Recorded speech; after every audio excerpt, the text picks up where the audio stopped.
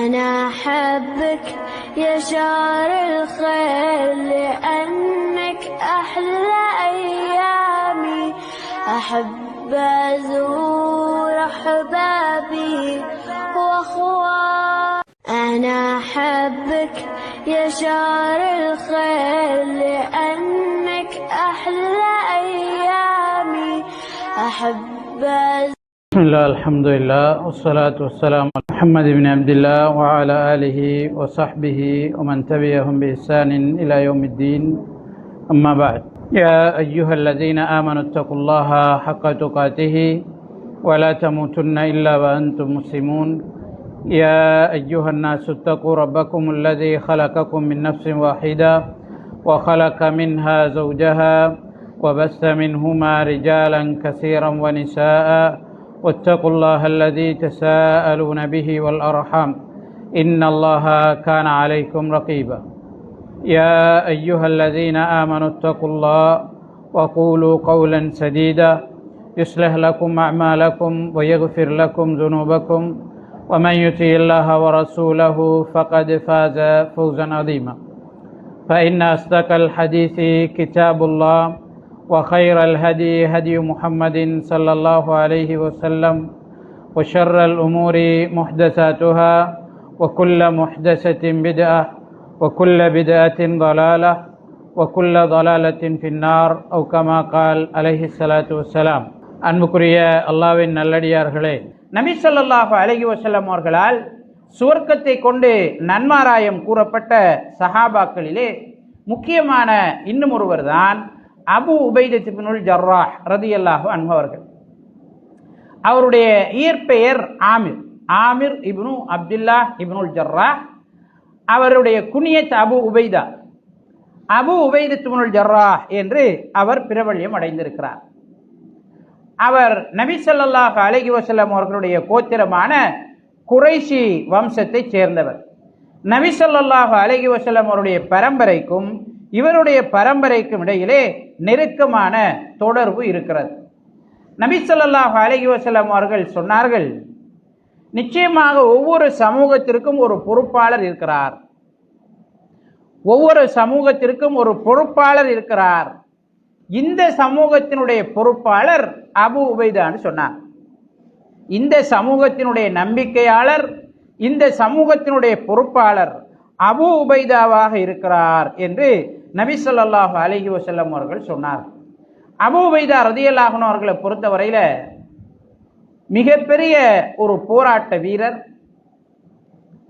மிகப்பெரிய ஒரு இறைபக்தியாளர், மிக பெரும் பேணுதல் மிக்க ஒருவராக, நம்பிக்கையாளராக அபு உபைதா ரலியல்லாஹு அன்ஹு அவர்கள் இருந்திருக்கிறார்.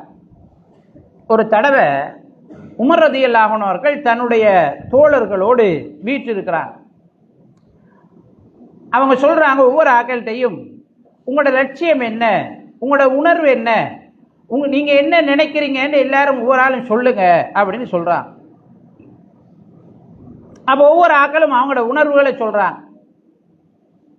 அதுல ஒரு ஆள் சொல்றாரு, அமீருல் முஃமினீனே, எனக்கு வீடு முழுக்க தங்கம் நிறைய வேண்டும்.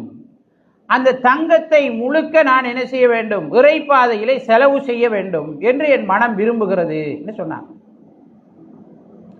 இன்னொரு ஆள் சொன்னாரு, அமீருல் முஃமினீன் அவர்களே, நாங்கள் இருக்கிற இந்த கோட்டை முழுக்க முத்துக்களாலும் வைரங்களாலும் விலை உயர்ந்த பொருட்களாலும் நிறைந்திருக்க வேண்டும். அதை அனைத்தையும் நான் அல்லாஹ்வின் பாதையிலே தர்மம் செய்ய வேண்டும், ஏழை எளியவர்களுக்கு கொடுக்க வேண்டும் என்று என் மனம் விரும்புகிறது என்று சொன்னார்.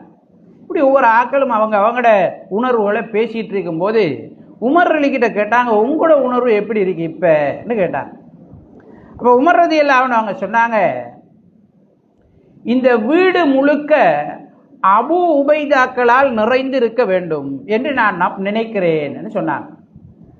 அபு உபைதத் இப்னுல் ஜர்ராஹ் போன்றவர்களால் இந்த வீடு முழுக்க நிறைய வேண்டும், அவர்கள் இந்த சமூகத்திற்கு வழிகாட்ட வேண்டும், இந்த சமூகத்தை முன்னின்று கொண்டு செல்ல வேண்டும் என்று நான் நினைக்கிறேன், என்று நான் ஆதரவு வைக்கிறேன் என்று உமர் ரலியல்லாஹு அன்ஹு அவங்க சொன்னாங்க. அந்த அளவுக்கு அபூ உபைதத் இப்னுல் ஜர்ராஹ் ரலியல்லாஹு அன்ஹு அவர்கள் முக்கியமான ஒரு சஹாபியாக கருதப்படுகிறார்கள். உமர் ரலியல்லாஹு அன்ஹு அவங்க சொன்னாங்க, நான் மௌத்தாகிற நேரம் அபூ உபைதா உயிரோடு இருந்தால் அவரை எனக்கு பிறகு ஆட்சியாளராக நான் நியமிப்பேன். அல்லாஹு தஆலா என்னிடம் ஏன் அவரை ஆட்சியாளராக நியமித்தாய் என்று கேட்டால், நபி ஸல்லல்லாஹு அலைஹி வஸல்லம் அவர்கள் இந்த உம்மத்தினுடைய நம்பிக்கையாளராக, இந்த உம்மத்தினுடைய பாதுகாவலராக அபூ உபைதாவை சொன்னார், அதனால நான் நியமித்து விட்டேன் என்று சொல்வேன் என்று உமர் ரலியல்லாஹு அன்ஹு அவர்கள் சொன்னார். அந்த அளவுக்கு அதிகமாக மதிக்கப்பட்ட ஒரு சஹாபி, ஆரம்ப காலத்திலேயே இஸ்லாத்தை ஏற்றுக்கொண்டவர். இவருடைய வரலாற்றிலே அபூபக்கர் ரலியல்லாஹு அன்ஹு அவர்களுக்கு அடுத்ததாக இஸ்லாத்தை ஏற்றுக்கொண்டவர் அபூ உபைதா தான் என்று சொல்லப்படுகிறது. ஆமிர் இப்னு அப்துல்லா இப்னுல் ஜர்ராஹ் ரலியல்லாஹு அன்ஹு அவர்கள் அபூபக்கர் ரலியல்லாஹு அன்ஹு அவர்களுடைய நெருங்கிய நண்பர். அபூபக்கர் ரலியல்லாஹு அன்ஹு அவர்கள் இஸ்லாத்தை ஏற்றுக்கொண்டதற்கு பிறகு அவர் இஸ்லாத்தை அவருக்கு நெருக்கமானவர்களுக்கு சொன்னார். பெரும்பான்மையானவர்கள் ஏற்றுக்கொண்டார்கள் என்று நாங்கள் பார்த்தோம். அல்லது சுவர்க்கத்தை கொண்டு நன்மாராயம் கூறப்பட்ட பெரும் சஹாபாக்கள், இவருடைய நண்பர்கள் அபூபக்கர் ரலியல்லாஹு அன்ஹு அவருடைய முயற்சியினால் அல்லாஹு தஆலாவுடைய உதவிக்கு அடுத்ததாக இஸ்லாத்தை ஏற்றுக்கொண்டவர்கள் என்று நாங்கள் பார்த்தோம். அப்படி இஸ்லாத்தை ஏற்றுக்கொண்டவர்களிலே அபூ உபைதா இப்னுல் ஜர்ராஹ் ரலியல்லாஹு அன்ஹு அவர்களும் ஒருவர். அபூபக்கர் ரலியல்லாஹு அன்ஹு அவருடைய முயற்சியினால் தான் அவரும் இஸ்லாத்தை ஏற்றுக்கொண்டார். மக்காவில் இஸ்லாத்தை ஏற்றுக்கொண்டவர்கள் ஆரம்ப காலகட்டங்களில் எந்த சோதனைகளை கஷ்டங்களை அனுபவிச்சாங்களோ அது எல்லாத்தையும் அபூ உபைதா ரலியல்லாஹு அன்ஹு அவர்களும் அனுபவித்தார்கள். எங்களுக்கு தெரியும், சஹாபாக்கள் ஆரம்ப காலத்தில் ஹபஷாவுக்கு மக்காவில் இருந்து ஹிஜ்ரத் செய்கிறார். பிறகு மக்காவில் ஒரு நடந்த இன்சிடென்டினால மக்காவில் இருந்தவர்கள் எல்லாரும் இஸ்லாத்தை ஏற்றுக்கொண்டு விட்டார்கள், நபிக்கு கட்டுப்பட்டு விட்டார்கள் என்கிற செய்தி பரவுது. அந்த செய்தியை உண்மையை நம்பி ஹபஷாவில் இருந்த பலர் மக்காவுக்கு திரும்பி வந்தாங்க. நாங்கள் எங்களோட ஊருக்கே போயிடுவோம், நிலைமை சீராயிட்டு. ஆனால் இங்கே வந்து பார்த்தால் நிலைமை அப்படி கிடையாது, மாற்றமாக பழைய மாதிரி தான் இருக்குது. அப்போ திரும்ப இரண்டாவது தடவையாக ஹபஷாவுக்கு என்ன செய்தார்கள்? ஹிஜ்ரத் செய்தார்கள். இரண்டாவது தடவையாக ஹிஜ்ரத் செய்கிற நேரம் மக்காவில் இருந்த பல புதிய முகங்களும் ஹபஷாவுக்கு சென்றது. அப்படி சென்ற ஆக்கள் அபூ உபைதா இப்னுல் ஜர்ராஹ் ரலியல்லாஹு அன்ஹு அவர்களும் ஒருவர். ஆனால் அவர் ஹபஷாவுக்கு சென்றதுக்கு பிறகு அவருக்கு அங்கே இருக்க பிடிக்கல. எவ்வளவுதான் நிம்மதியான ஒரு வாழ்க்கையாக இருந்தாலும், மார்க்கத்தை பின்பற்றி வாழக்கூடிய வாழ்க்கையாக இருந்தாலும், நபியை விட்டு தூரமான வாழ்க்கை அவருக்கு பிடிக்கவில்லை. நபி ஸல்லல்லாஹு அலைஹி வஸல்லம் அவர்கள் மக்காவில் இருக்க நான் இங்கு தூரமாக இருப்பதா என்று அபூ உபைதா அவர்கள் உணர்கிறார். அவர் உடனடியாக கொஞ்ச காலத்திலேயே ஹபஷாவில் இருந்து திரும்ப என்ன செய்கிறார்? மக்காவுக்கு வருகிறார். மக்காவில் முஸ்லிம்களோடு சேர்ந்து அவர்கள் அனுபவித்த கஷ்டங்களை எல்லாம் அனுபவிக்கிறார். நபி அவர்கள் மதீனாவுக்கு ஹிஜ்ரத் செய்வதற்கு அனுமதி கொடுத்ததற்கு பிறகு அபூ உபைதா ரலியல்லாஹு அன்ஹு அவர்கள் சஹாபாக்களோடு சேர்ந்து மதீனாவுக்கு ஹிஜ்ரத் செய்கிறார். மதீனாவுக்கு ஹிஜ்ரத் செய்ததற்கு பிறகு ஒரு ஆச்சரியமான சம்பவம் நடக்குது, ஒரு அபூர்வமான சம்பவம்.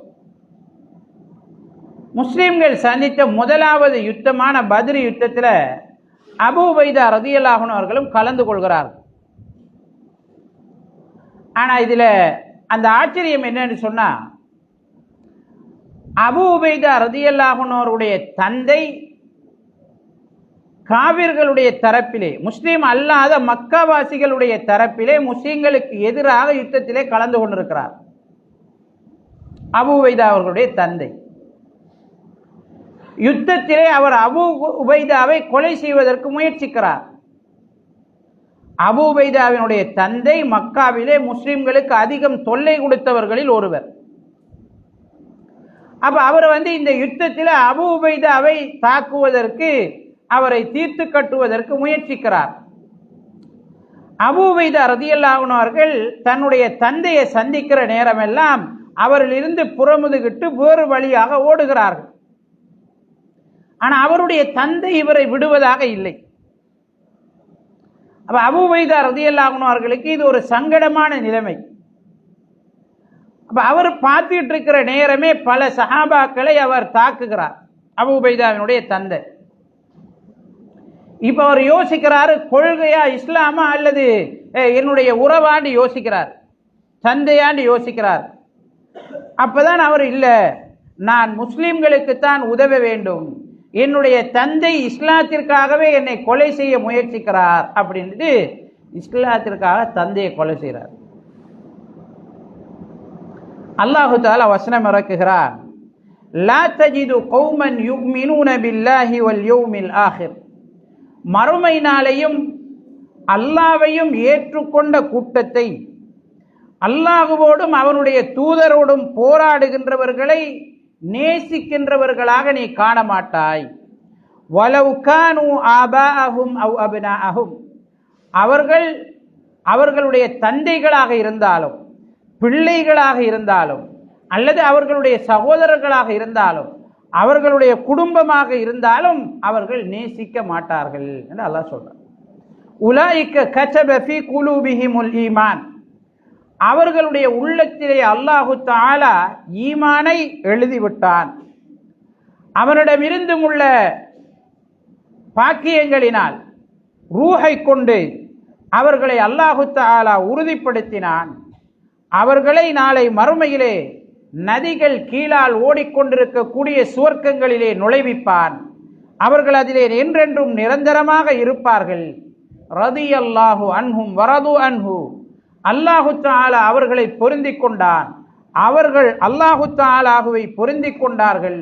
உலாயிக ஹிஸ்புல்லாஹ், அவர்கள்தான் அல்லாஹு தஆலாவினுடைய அணியினர். நிச்சயமாக அல்லாஹு தஆலாவினுடைய அணியினரை வெற்றியாளர்கள் என்கிற வசனத்தில் அல்லாஹு தஆலா அபூ உபைதா இப்னுல் ஜர்ராஹ் ரலியல்லாஹு அன்ஹு அவருடைய இந்த சம்பவத்தை ஞாபகப்படுத்துகிறார். அன்னுக்குரிய அல்லாஹ்வின் நல்லடியார்களே, அடுத்த யுத்தம் உஹது யுத்தம்.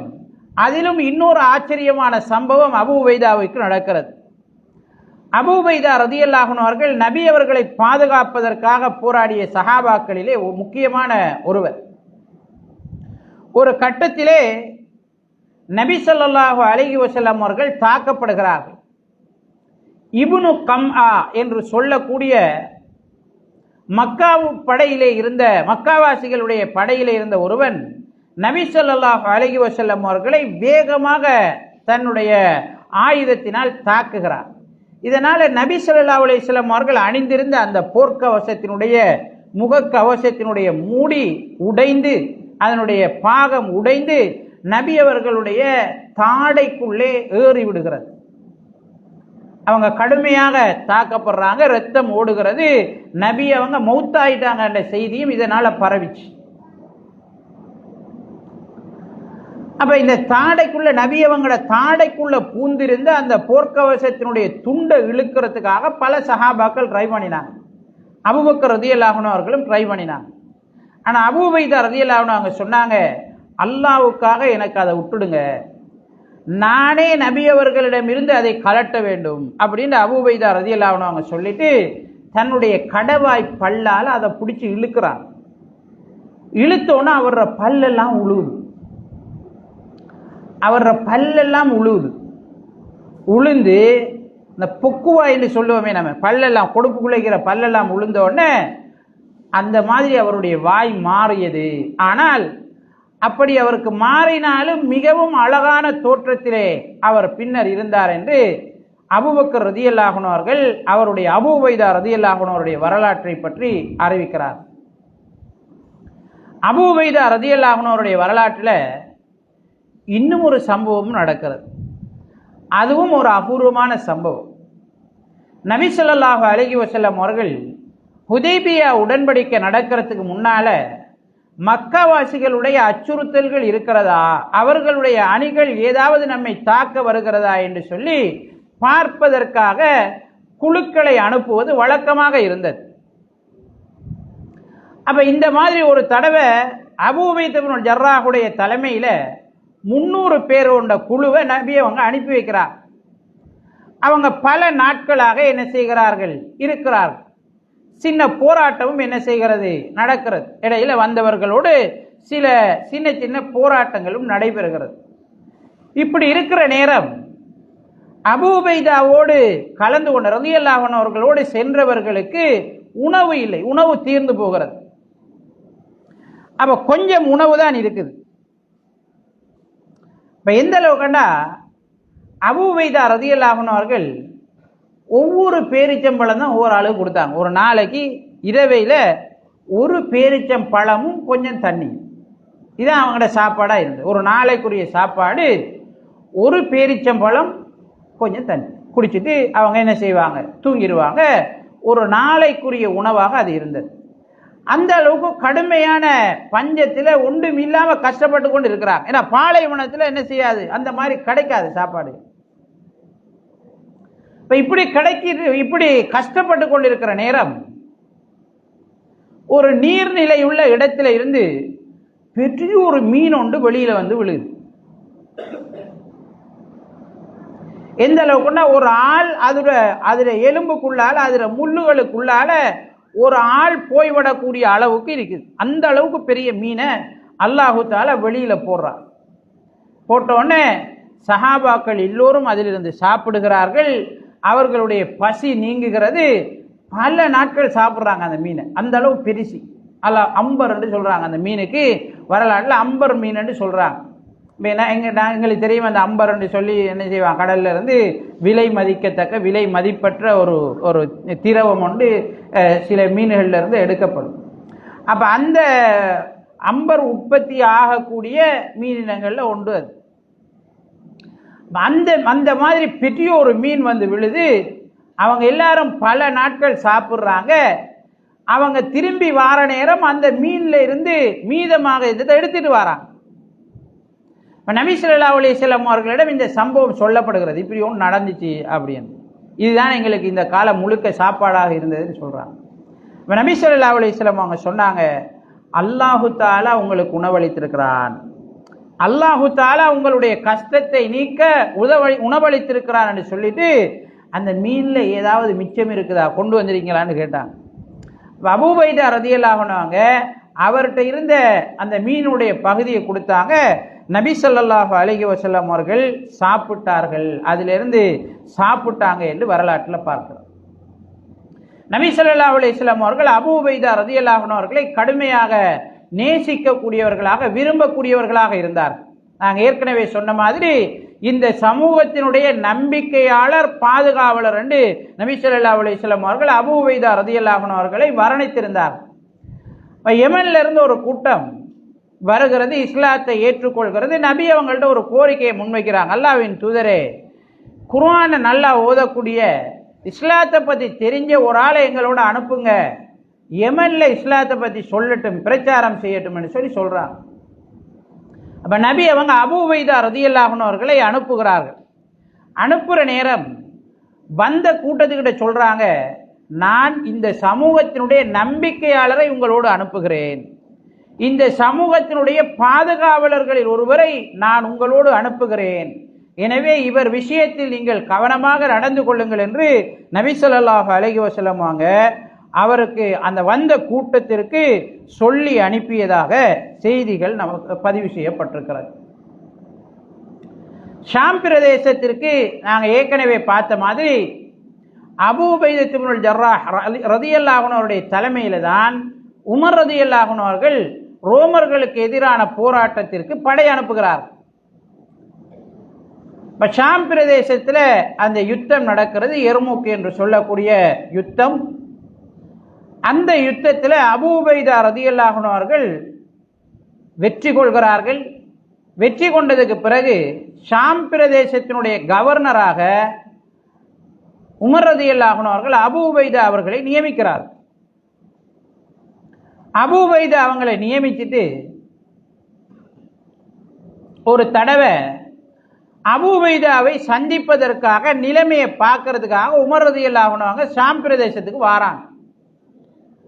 வந்துட்டு இருந்த மக்களிடம் கேட்கிறார்கள், என்னுடைய சகோதரனின் நிலைமை என்ன, என்னுடைய சகோதரன் எப்படி உங்களோடு நடந்து கொள்கிறார் என்று விசாரிக்கிறாங்க. உமர் ரலியல்லாஹு அன்ஹு அதுல கவனமா இருப்பாங்க. தன்னுடைய கவர்னர்கள் சரியாக இருக்க வேண்டும், கவர்னர்களால் அடுத்தவர்களுக்கு அநீதி நடந்துவிடக் கூடாது, முறையாக நிர்வாகம் நடைபெற வேண்டும் என்கிறதுல அவங்க கவனமாக இருப்பாங்க.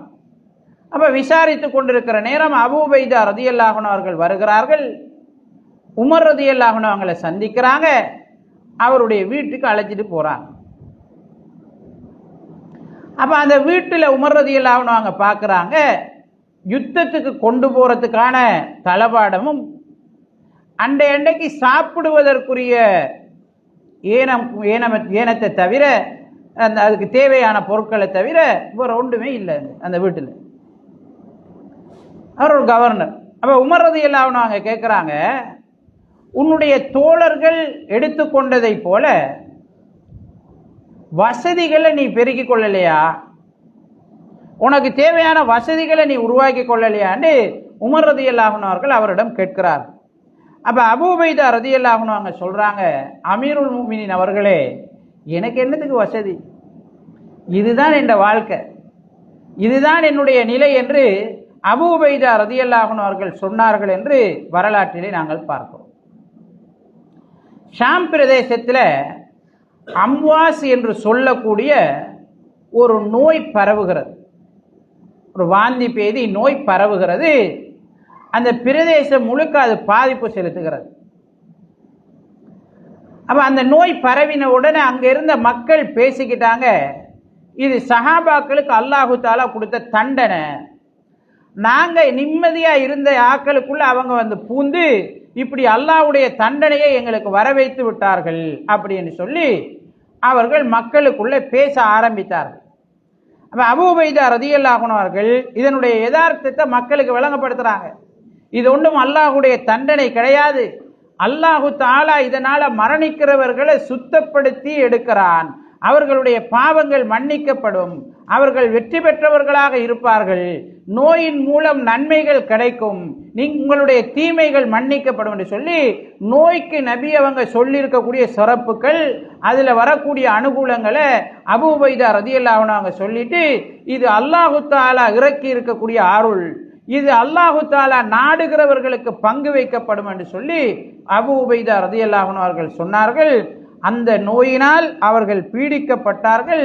ஹிஜ்ரி 12ஆம் ஆண்டு ஷாம் பிரதேசத்திலேயே இறந்தார்கள், மரணித்தார்கள் என்று அவருடைய வரலாற்றிலே நாங்கள் பார்க்கிறோம். அன்புக்குரிய அல்லாஹ்வின் நல்லடியார்களே, அபூ உபைதா ரலியல்லாஹு அன்ஹு அவர்கள் ஆரம்ப காலத்தில் இஸ்லாத்தை ஏற்றுக்கொண்டவர். சுவர்க்கத்தை கொண்டு நன்மாராயம் கூறப்பட்ட 10 சஹாபாக்களிலே ஒருவர். பல அபூர்வமான ஆச்சரியமான சம்பவங்கள், அல்லாஹு தாலாவுடைய நேரடியான உதவிகளை பெற்ற வரலாறுகளுக்கு சொந்தக்காரராக அபூ உபைதா ரலியல்லாஹு அன்ஹு அவர்கள் இருந்தார்கள். அல்லாஹு தாலாவுடைய பாதையிலே இந்த இஸ்லாத்தை பின்பற்றுவதிலே பசி, பட்டணி, கவலை, துன்பம் என்று அனைத்தையும் தாங்கிக் கொண்டு பொறுமையாக வாழ்ந்த ஒருவராக இவருடைய வாழ்க்கையை நாங்கள் பார்க்கக்கூடியதாக இருக்கிறது.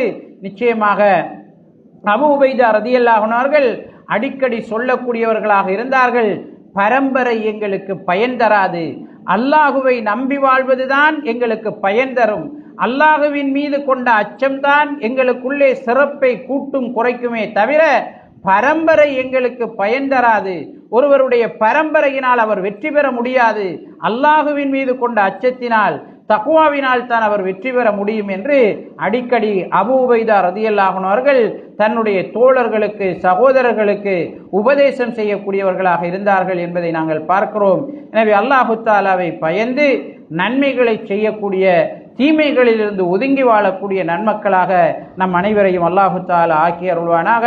சஹாபாக்களுடைய வரலாறுகளை தெரிந்து கொண்டு அதிலிருந்து படிப்பினை பெற்று அவர்களுடைய வாழ்க்கைகளை பின்பற்றி வாழுகின்ற நல்லொரு கூட்டத்திலே நம் அனைவரையும் அல்லாஹு தஆலா ஆக்கி அருள்வானாக. ஆமீன் ஆமீன். வாஹிரு தஅவானா அனில் ஹம்துலில்லாஹி ரப்பில் ஆலமீன். வஸ்ஸலாமு அலைக்கும் வரஹ்மத்துல்லாஹி வபரகாத்துஹு.